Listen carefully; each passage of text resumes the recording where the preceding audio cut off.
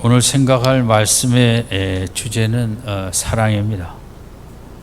우리 인간에게 사랑보다 더 앞서는 최고의 주제는 없을 것입니다. 고대 그리스 헬라 문화에서는 여러분이 아시다시피 사랑을 네 가지로 구분을 했습니다. 아가페라는 신적인, 희생적인, 절대적인 사랑이 있습니다. 두 번째는 필레오라는 우리 친구 간의 우정의 사랑이 있고, 세 번째는 이제 스톨게라는 가족 간의 사랑. 그래서 그들은 또 하나의 형태의 사랑으로 생각했습니다. 네 번째는 에로스라는 남녀의 육체적인 중심의 사랑인데, 요즘 그 말이 너무 좀 에로틱이라든가 향락적인, 쾌락적인 쪽으로 많이 사용을 하지만, 에로스라는 사랑도 인간에게는 소중한 귀한 사랑입니다.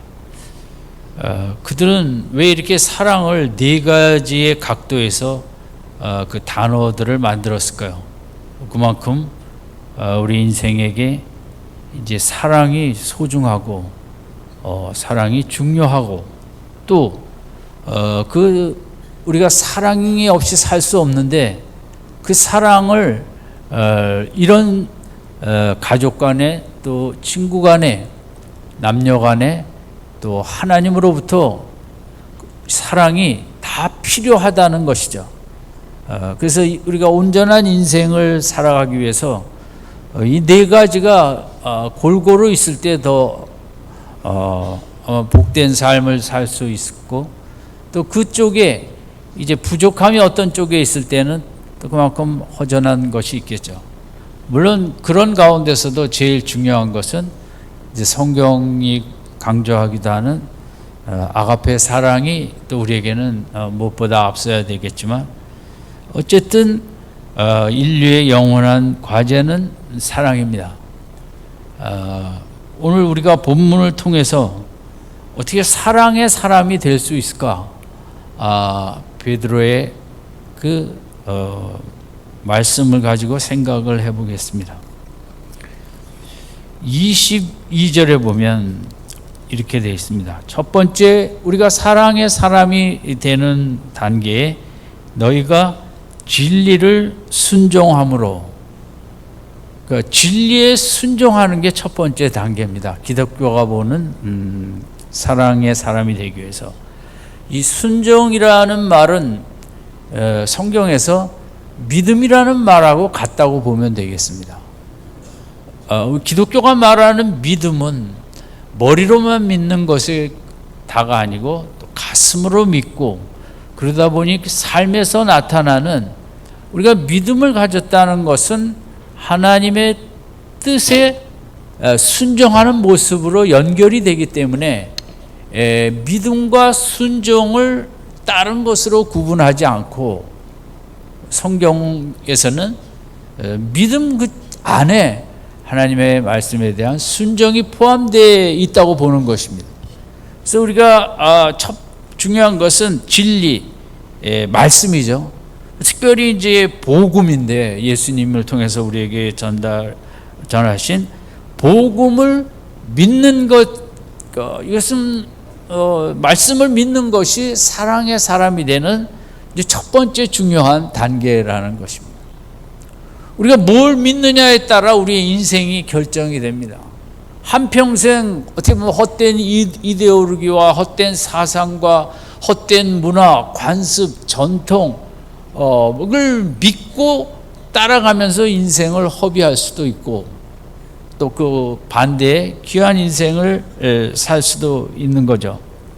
이 시대는 너무나 많은 말씀이 있습니다.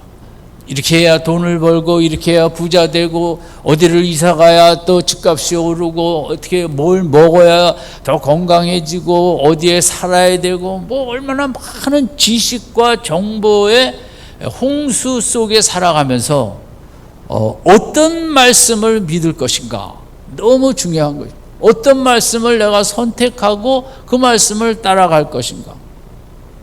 우리가 축복을 받은 것은 사실 세상이 주는 많은 그 말씀들은 일시적인 우리에게 기쁨과 행복을 주기도 하지만 영원한 가치가 없고 또 금방 우리에게 행복을 느끼게 하지 못하는 그런 것들이 세상의 많은 지식들이죠. 지식이 중요하나 어떤 지식을 선택하느냐는 훨씬 중요한 것입니다. 민수기 14장의 이스라엘 백성들이 가나안 땅을 정탐하고 온 정탐꾼들이 10명과 2명으로 갈라져서 우리가 가면 죽을 것이다. 아니 우리가 가면 이길 것이다. 어느 지식 쪽을 말씀을 선택하느냐가 민족의 운명을 갈랐고 잘못된 지식 쪽을 선택해 이제 40년 광야 생활을 하지 않았습니까? 십자가 옆에 강도도 밑에 많은 사람들이 예수님을 비난하는 소리를 들었죠. 그러나 한 사람은 옆에 계신 예수님께서 이렇게 말씀하시는 저들이 자기의 죄를 모르고 자기를 모르고 저렇게 하는 걸 용서해 달라는 그런 이제 음성을 들었죠. 그리고 예수님을 붙잡고 믿었기에 그는 영원한 천국으로 갈 수 있었다. 어떤 지식을 선택하느냐? 우리가 살고 있는 이 땅은 전쟁의 땅입니다. 물론 평안도 우리에게 평화도 있지만 우리나라는 지금도 도대체 이게 전시 상태와 같은 때로 하도 익숙해서 우리가 그렇거니 하지만 남들이 볼 때, 다른 나라에서 볼 때는 지구상에 가장 전쟁 가능성이 많은 어렵고 힘든 지역에 우리가 살고 있지 않습니까? 전쟁 상태에서는 누구의 말을 따르느냐가 너무 중요한 것입니다. 말씀을 잘못 따르다가는 나라도 망하게 되니까.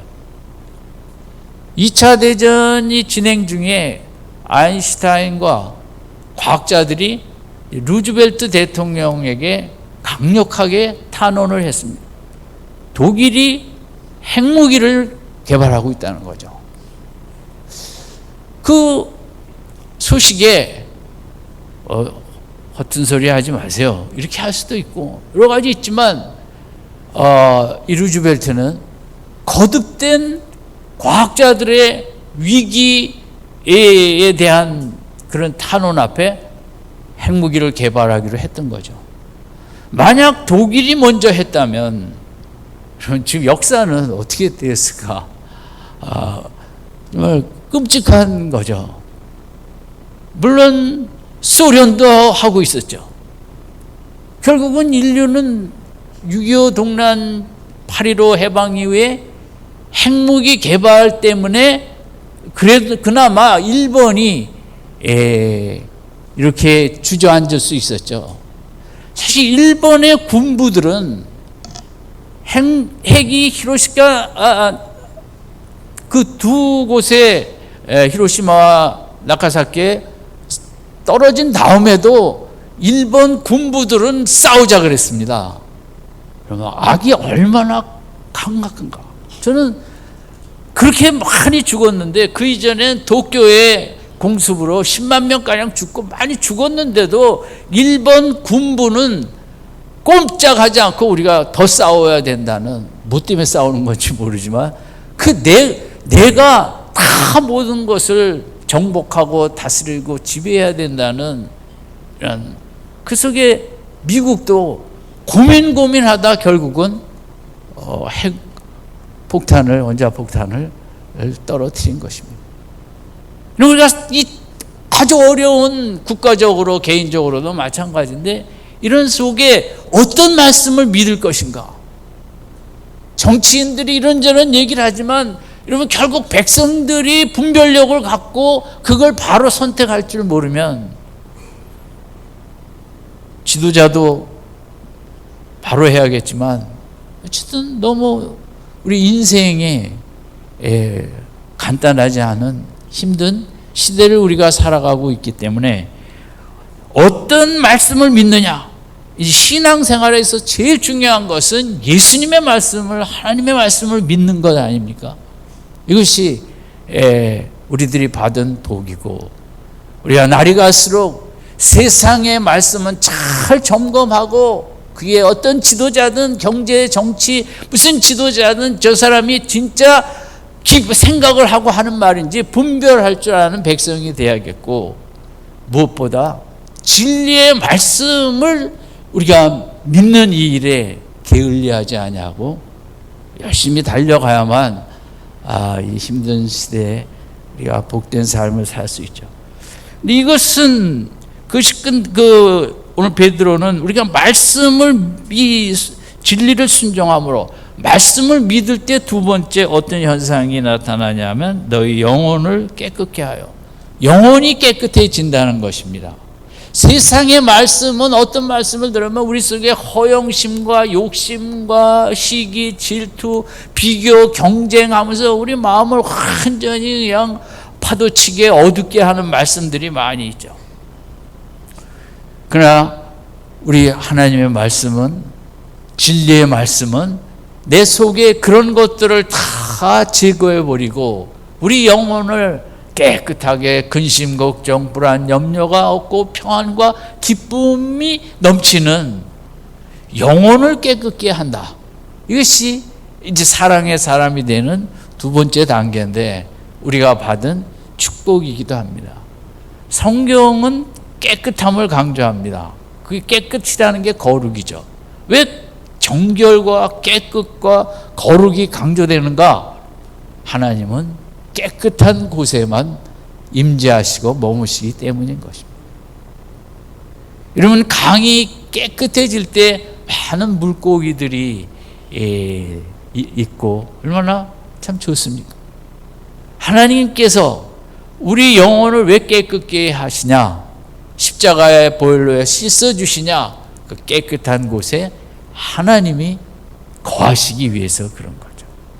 우리가 받아야 될 최고의 축복은 정결인데 인간의 힘으로는 내 영혼을 깨끗게 할 수가 없어요. 이 죄악된 세상 속에서. 그래서 우리는 하루 종일 죄악의 소리를 들으며 미워하기도 하고 힘든 삶을 살다가도 예수 그리스도께 회개하고 십자가의 보혈로 다 씻음을 받는 그런 축복으로만이 내 영혼을 정결하게 할 수 있는 거죠. 그래서 기독교는 이 회개의 위대성을 강조하는 것입니다. 우리가 깨끗하게 내 힘으로 할 수 없지만 죄를 고백하고 예수님의 십자가에 나를 대신해서 죄의 형벌을 받으신 것을 믿을 때 내가 깨끗해지고 그 속에 하나님이 임재하고 예수님이 임재에 들어오시는데 로마서 5장에 보면 하나님의 사랑이 우리 마음에 부음받는다, 쏟아 부음받는다는 거죠. 정결한 회개하고 깨끗한 심령에 중요한 것은 하나님이 임재하시는데 로마서 5장에서는 하나님의 사랑이 물 붓듯이 쏟아 부어지는 축복을 얻게 된다는 거죠. 그래서 오늘 본문에 첫 번째는 진리를 순종함으로, 진리를 믿음으로, 말씀으로 믿는 것이 먼저 되어야 되고, 그렇게 하면 우리 영혼이 깨끗해지는 거죠. 깨끗해진다는 것은 그 속에 하나님의 사랑이 막 쏟아 부음받는다는 거죠. 뭐 예전에도 그렇고 앞으로도 그렇겠는지 모르지만 어느 학교에서 사랑이라는 과목을 가르친 것은 제가 아직은 잘 들어보지 못했습니다. 뭐 저희 학교 다닐 때도 윤리 시간은 있었죠. 뭐 도도. 물론 그대로 살지는 못할지라도 그 과목이 중요하니까. 근데 사실 그 과목보다 중요한 것은 사랑이라고 생각합니다.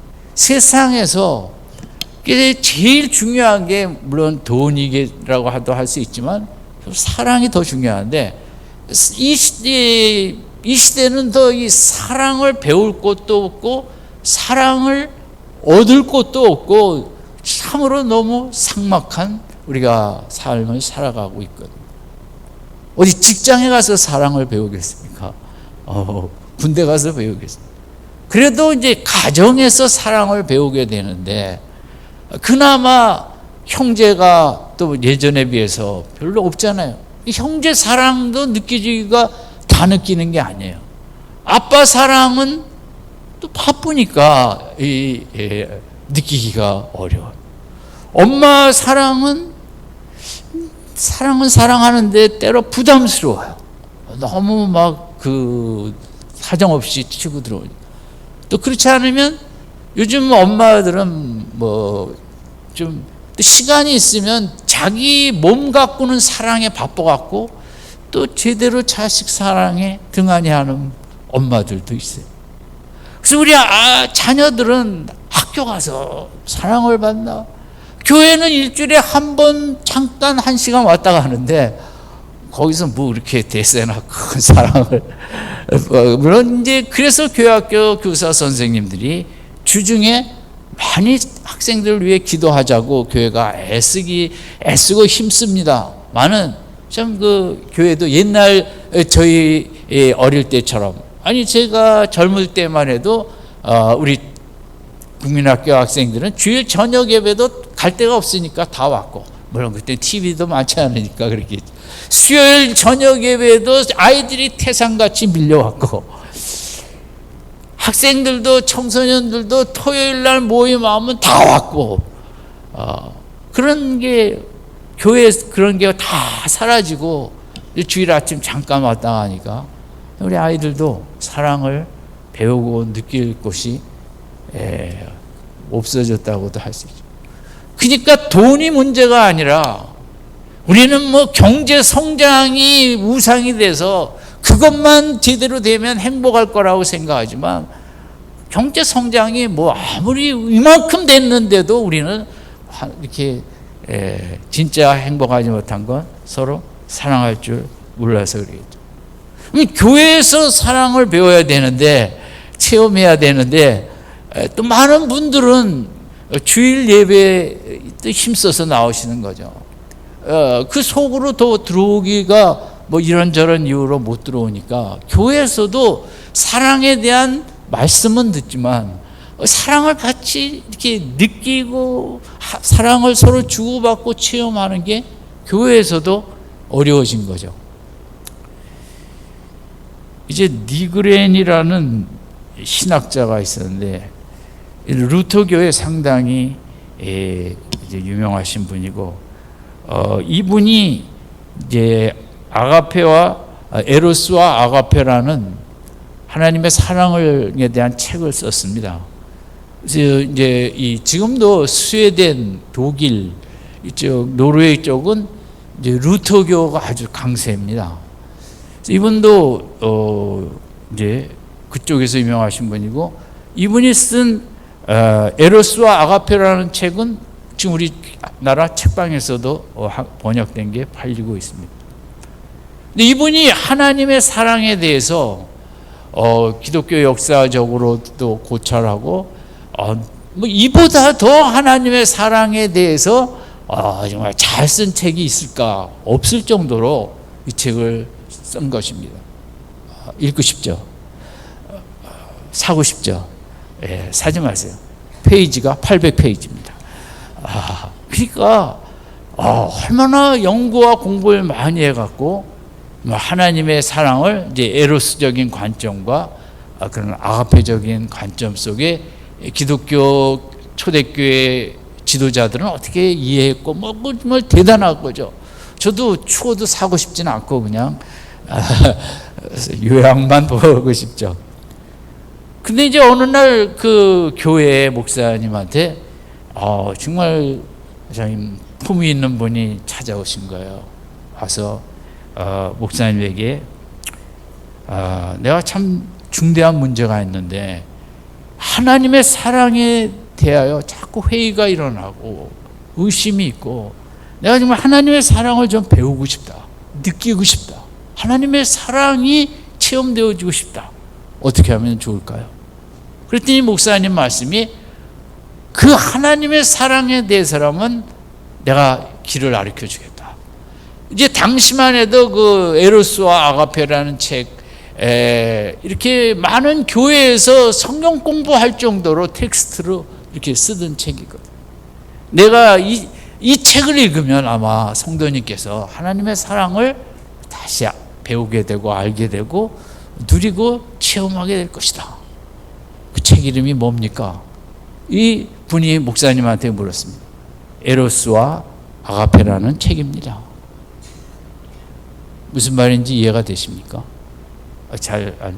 그러니까 이 사람이 하는 말이 제가 그 책을 쓴 사람입니다. 이렇게 이게 우리 인간이에요. 목사님 하면 뭐 대단할 것 같죠.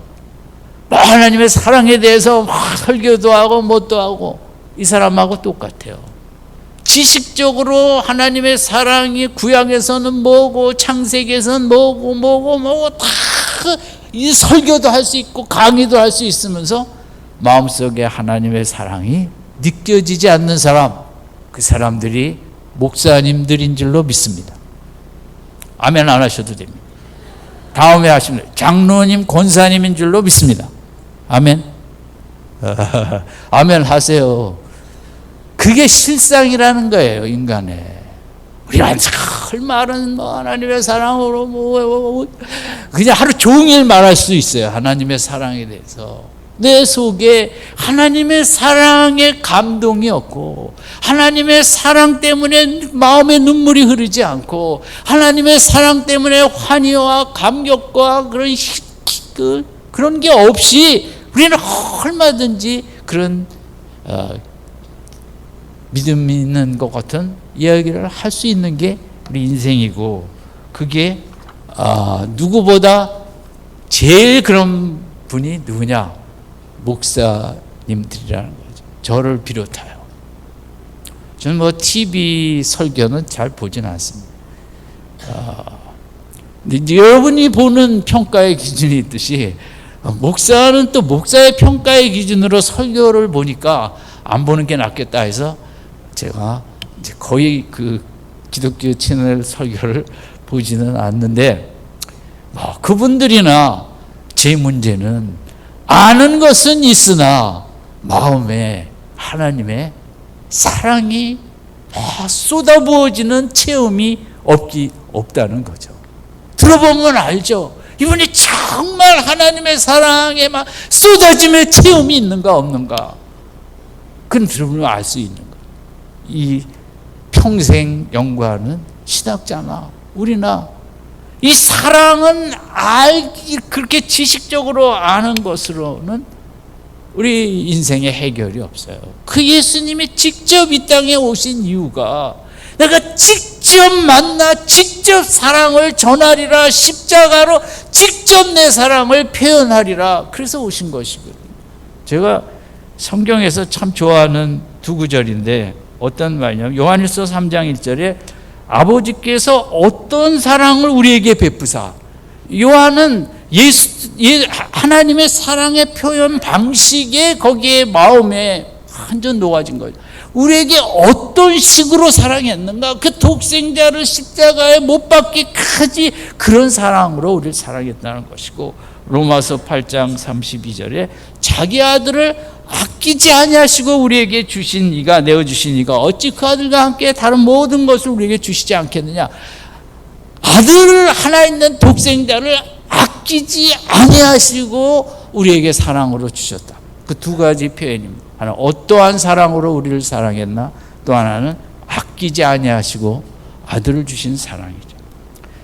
하나님은 아시거든요. 우리 인생이 사랑 없이는 못 산다는 걸. 세상에서는 사랑을 느낄 곳이 너무 없다는 거죠. 부모님으로부터도 사랑을 느낄 수 없으면 어디 가서 느끼겠습니까? 제가 어떤 글에 이제 직장에서 7살인가 9살 밑에 이 여성 팀장이 남자 직원하고 사랑을 하게 됐는데 안 하려고 헤어지자 하고 만나서 말하면 더 가까워지고 그래서 이제는 떼어놓을 수 없는 관계가 되었다. 이유가 뭐냐? 그래, 나는 여자로서 사랑받고 싶었는데 남편 앞에 단 한 번이라도 귀한 사랑의 대상으로 느껴진 적이 없다. 나는 정말 소중한 사람으로 남편 앞에 느껴진 적도 없고 남편에게서 사랑을 받았다는 느낌도 거의 없었고 남편에게서 이쁘다는 말도 한 번 들어보지 못했고 나는 늘 외로웠다. 남편에게는 그렇지만 이 7살 밑에 젊은 남성으로부터는 내가 그 한없이 멋진 사람이었고 사랑스러운 여자였다는 고백을 들었고 그는 매일 없이 사랑을 아낌없이 표현하고 내가 얼마나 좋은 사람인가를 얘기해주고 내가 얼마나 멋지고 나를 끊임없이 격려해주고 위로하고 내 고민을 자기 고민처럼 들어주고 내가 슬프면 함께 슬프고 내가 기쁘면 함께 웃는 너무 든든한 버팀목이 돼요. 제가 직장 생활을 오래 하지 않아서 이런 경험은 없는데 여러분 얼마나 이쁘다는 말 한 번 못 들어봤다는 거죠. 세상에 그거 뭐 0.1초면 되는 건데 어디 오죽하면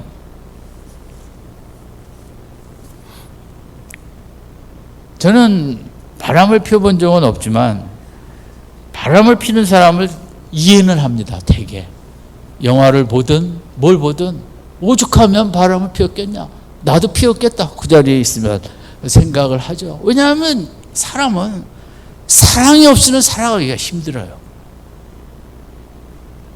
아닌 것 같아도 인간이 그렇게 만들어졌기 때문인 거죠. 근데 어디서 사랑을 느낄 것이냐 과연. 저는 성경에 다른 부분은 다 몰라도 한 부분만은 제가 너무 이 부분만 있어도 된다, 이 부분만 있으면 된다 하는 부분이 탕자의 비유입니다. 거기 나타난 아버지의 사랑, 어떤 분들은 그 비유에 탕자가 셋이 나온다고 합니다. 작은 아들 탕자, 형식주의 율법주의에 빠진 큰아들 탕자, 작은 아들에게 선택의 자유를 줘서 그렇게 떠나게 하는 아버지 탕자. 그렇게 그걸 막아야지.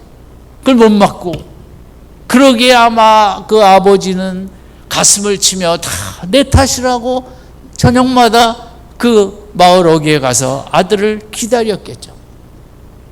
그런데 렘브란트의 그 탕자의 그림은 인터넷에 찾아보시면 다 볼 수 있는데 거기에 그 탕자를 안는 아버지의 형도 나오는 그림의 세 부분이 좀 이제 하얗게 나옵니다. 거기에 포커스를 맞추기 위해서 그것이 아버지의 작은 아들 등을 감싸는 손과 작은 아들 죄인의 등, 이 등과 세 번째 맏아들의 얼굴이죠. 예. 저는 요즘은 주로 탕자의 비유를 제일 많이 생각하고 살아요. 여러분이나 저나 목사도 다 똑같은 죄인입니다. 저도 하루 종일 제 삶은 죄 속에서 지내갑니다. 염려할 때도 있고 불안해할 때도 있고 계산할 때도 있고 기쁨이 부족하고 감사 찬양이 또 사라지고 저의 하루의 대부분은 죄 속에서 뒹굽니다. 어두운 밤이 찾아왔을 때 저는 탕자의 비유를 생각하고 이런 죄인이지만 하나님께로 돌아가면 가서 회개하면 하나님은 다시 나를 감싸 안아 주실 것이고 내 모든 죄를 다 용서해 주시고 씻어 주실 것이고 변치 않는 사랑으로 나와 함께 하실 것이다. 저는 저녁마다 집에 앉아 있지만 아버지께 돌아갑니다. 죄인의 모습으로 그 어디도 찾아갈 곳도 없고 어디를 가도 나를 이 죄인을 따뜻하게 안아줄 곳도 없지만 오직 한 분 탕자처럼 아버지에게로 돌아갑니다. 왜냐하면 그것에 많이 말할 수 없는 우주적인 사랑이 있기 때문인 것이죠. 제가 어려서부터 교회에서 닳고 다른 탕자의 비유의 이야기가 제 인생의 70이 대해서 이렇게 깊이 느껴지고, 이 비유에 없이 인생이 살 수가 없구나.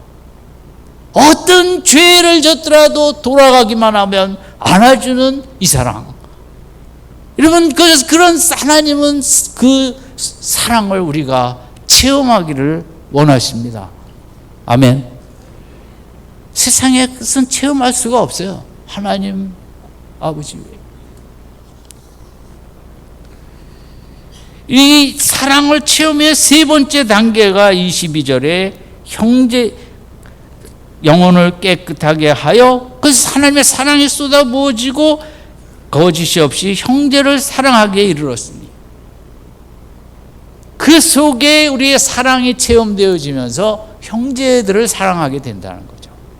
여러분, 제가 사랑이 부족한데요, 저는 당연하다고 생각합니다. 우리는 물론 사랑을 좀 더 잘하는 사람도 있지만 본능적으로 이기적인 존재지 그렇게 사랑의 존재는 아니고, 이 단계가 중요한 거예요. 말씀을 믿는 단계가 있고, 영혼이 깨끗해지는 두 번째 단계가 있고, 그러다 보면 세 번째 형제를 사랑하는 그런 단계로 나아간다는 거죠. 여기에 사랑이라는 것은 이제 이 형제를 사랑하다 보면 네 번째 단계로 나가는데, 마지막 마음으로 어떻게 사랑해요? 뜨겁게. 그러니까 이 형제 사랑이라는 단어는 필레오라는 시라보의 아까 말씀드린 친구 사랑이었고, 그런 친구 사랑을 하다 보니까 더 은혜를 받아 마음으로 뜨겁게 사랑하는 여기 사랑은 아가페라는 신적인 사랑으로 나아간다는 거죠. 그래서 우리가 교회에서도 왜 사랑이 부족하고 이런 얘기를 하는데, 그것은 다 단계가 다른데 걸려있기 때문입니다.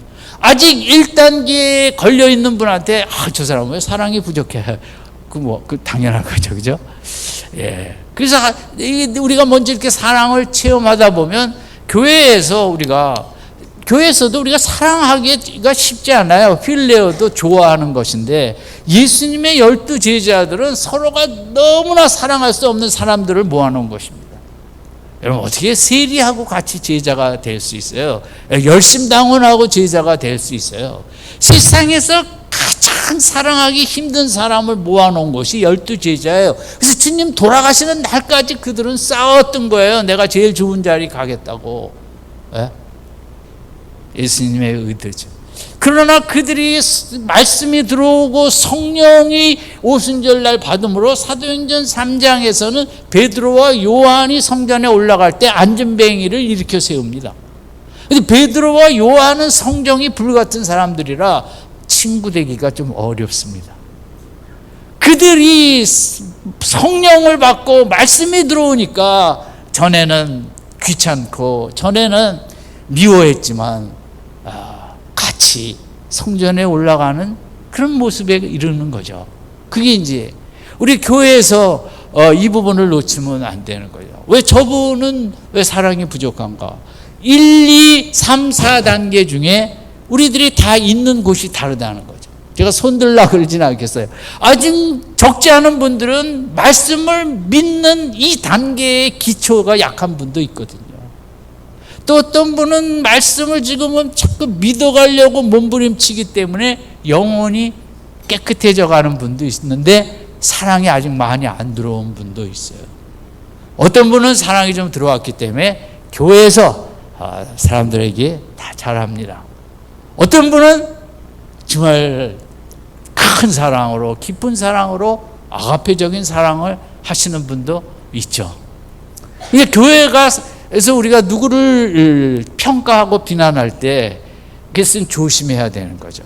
그분이 오늘 본문에 몇 단계에 있는지를 알고 비평을 해야지, 그분이 아직 1단계인데 그분한테 사랑이 없다고 얘기하는 것은 그렇죠. 우리 교회가 지금 내년에 더 말씀 속으로 들어가고자 합니다. 오늘 1단계가 중요한 거죠. 진리를 순종함으로, 진리를 믿음으로. 자꾸 말씀 속으로 들어가 말씀을 믿어야 돼요. 믿는 만큼 내 영혼이 깨끗해지는 거죠. 가벼워지고 자유함이 있고. 교회를 우리가 생활하면서 자기 믿음 좋은 사람 있어요. 자기 믿음은 하여간 뭐 됐다 좋아요. 근데 그 말씀에 이 기초한 믿음이 아니고 그냥 교회 다닌 관습에서 나온 뭐 이렇게 해야 된다 저렇게 해야 된다는 이제 그런 자기 믿음이 좋은 분들이 있죠. 그는 성경적으로 바꿔야 되는 거죠. 정말 말씀을 깊이 믿어가는 우리 믿음 생활 되시기를 바랍니다. 교회에서 하나님께서 좋은 교육자들도 보내주시고 그래서 좀 더 우리 교회가 말씀 지식 공부를 떠나서 말씀 속으로 우리가 깊이 들어가는 길밖에 없다. 그래야 성령이 역사하고 12 제자들도 그 다음에 서로 사랑할 수 있었던 것처럼 우리도 그런 역사가 있어야겠고 예배만이 끝이면 안 되고 우리가 말씀으로 들어가는 이 역사가 있어야 돼요.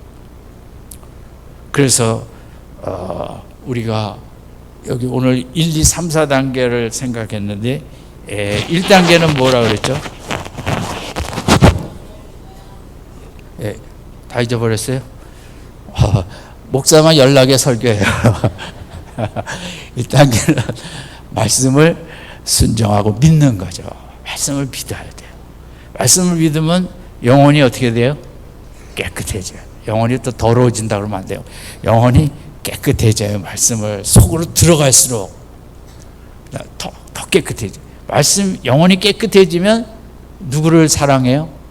형제를 좋아한다는 게 여기 있습니다. 형제를 좋아해요. 여기 사람은 필레오니까요. 그죠? 그러다 보면 예수님처럼 무슨 사랑으로 나간다? 뜨거운 아가페적인 사랑으로 나가는 거죠. 아무쪼록 오늘 본문에 4가지 과정의 단계를 기억하시고 내가 어디에 있나 잘 살펴서 이제 거기서 더 열심을 내서 승진해야죠. 더 올라가고 진급하고 본문에 나타난 귀한 말씀의 역사가 성도님들 삶 속에 충만하시기를 주님의 이름으로 축원드립니다. 기도하겠습니다.